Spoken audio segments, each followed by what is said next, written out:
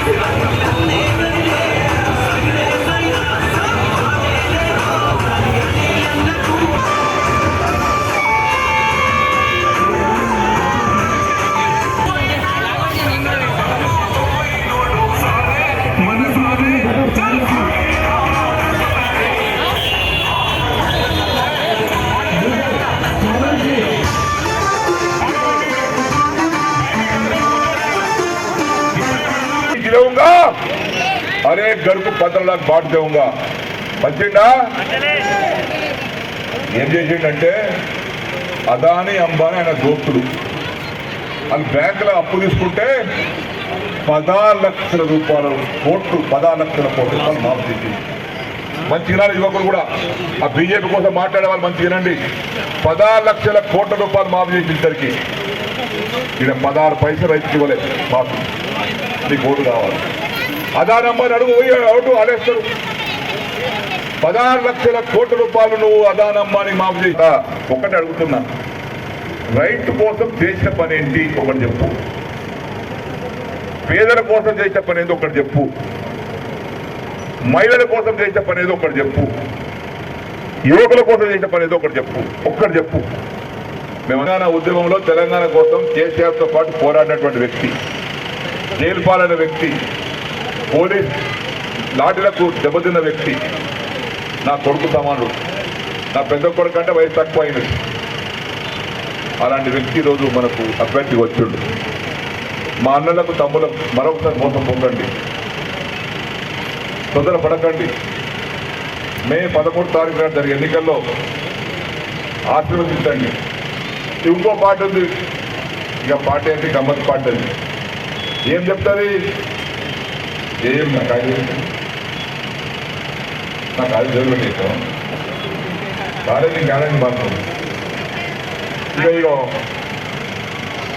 ఇంకో party BJP party నిజంగా చెప్తున్నా నరేంద్ర మోడీ గారు ప్రధానమంత్రి మనకు సగల నీళ్లు మిగిలితే నా బాన్స్వాడ రైతాంగం వర్షకాలం కూడా పంట వేసుకోవడానికి తయారు నార్మల్ పోసుకుంటాం రాదు నాటేస్తాం రాదు అని చెప్పి నిన్నగా 4 రోజుల క్రితం నేను గాలిపూర్ నిజాం సాగర్ మండలం గాలిపూర్ దగ్గర ఆగి సారే నీళ్ళు కొడుతున్నాయి దాని కెనాల్లోకి వెళ్ళి అది కూడా ఓనియద్దని తిట్టి కెనాలు బంద్ చేపించినాను దేనికోసం నా రైతులు ఎక్కడ ఏం జరిగినా జరగకపోయినా నా రైతులు బాన్స్వాడ కాన్ఫరెన్స్ రైతులు రేపు వర్షకాల పంట కూడా కడుపు నిండా వండించాలి బాగా లాభపడ ఉద్దేశంతో నిజాం సాగర్ని లాపించిన మా అన్నల తమ్ములకు మీ దగ్గర కష్టపడి పంట పండిస్తున్నారు 50 బస్తాలు ఆనకాంక్ష ఇస్తున్నారు 60 బస్తాలు యాసంగి ఇస్తున్నారు 75 క్వింటాలు తీస్తున్నారు సంవత్సరానికి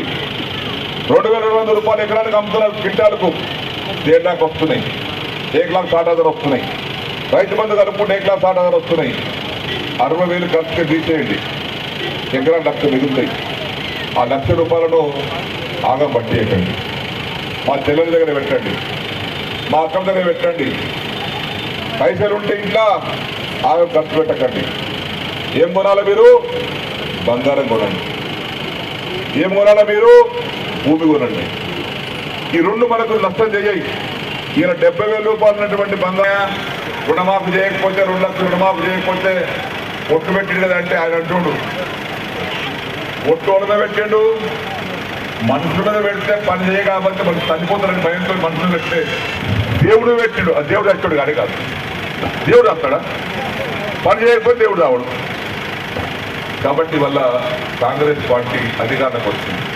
2023 ఎలక్షన్ నాటికి నాకు మీరు ఎమ్మెల్యే ఓటు వేసిన నాటికి ఎన్ని కోరికలు కోరిందో, ఎన్ని పనులు కావాలని అడిగిందో అన్ని పనులు 100% ఇచ్చాను.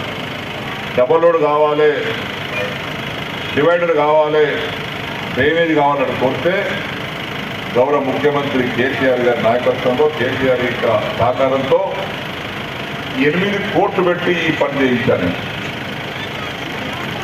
శాంక్షన్ అయింది, పని అయింది. కానీ బాధాకరం ఏంటంటే మన ప్రభుత్వం మారింది. ఈ పని చేసేటువంటి ఎవరు నా కొడుకు, రెండో కొడుకే. వాడికి ఇప్పటికి 8 పైసల బిల్లు రాలే. ఇది తెలవాలి. రికార్డ్ అయింది, ప్రభుత్వం ఇస్తలేదు. 8 కోట్ల రూపాయల పని పూర్తి చేసి మీకు అందం చేస్తే ఇప్పటికి 8 పైసల బిల్లు లేదు. అయినా మీకందరికి సౌలభ్యం జరిగింది.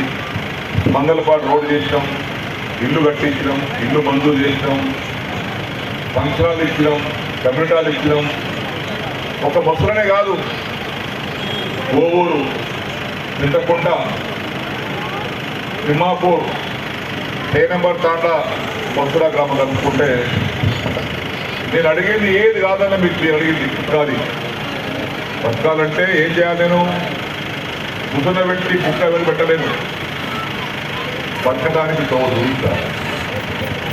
రైతు పంట పండించడానికి మార్గం చూపించిన పంటలు పండించే వారికి దొంగ హామీలు ఇచ్చి తెలంగాణ ప్రజానికాన్ని మోసం చేసింది. ఈరోజు ఏ ఒక్క హామీ కూడా నెరవేర్చలే. మనకు రైతు బంధు ఇస్తానని ఇచ్చిందా? మీకు 4 ఎకరాల లోపలికి రైతు రుణమాఫీ చేస్తానని చేసిందా?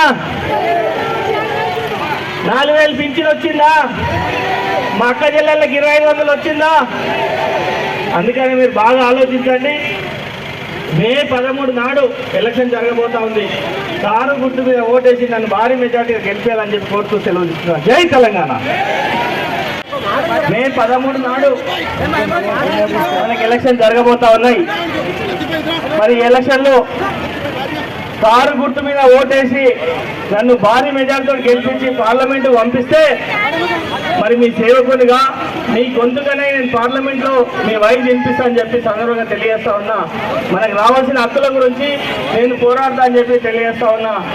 మరి గతంలో అట్లాగే స్థానికులకు, యువకులకు ఉద్యోగాలు వచ్చే విధంగా మరి మన జైరాబాద్ ప్రాంతంలో నిమ్స్ వచ్చింది. అక్కడ స్థానికులకు ఉద్యోగాలు వచ్చే విధంగా నేను పోరాడతా అని చెప్పి సందర్భంగా తెలియజేస్తా ఉన్నా. అట్లాగే ప్రతి నియోజకవర్గంలో జాబ్ మేళ పెట్టించి మండలాన్ని మంచి చేస్తారని అందరికి తెలుసు. కావున అందరూ కూడా మన టీఆర్ఎస్ పక్షాన ఉండి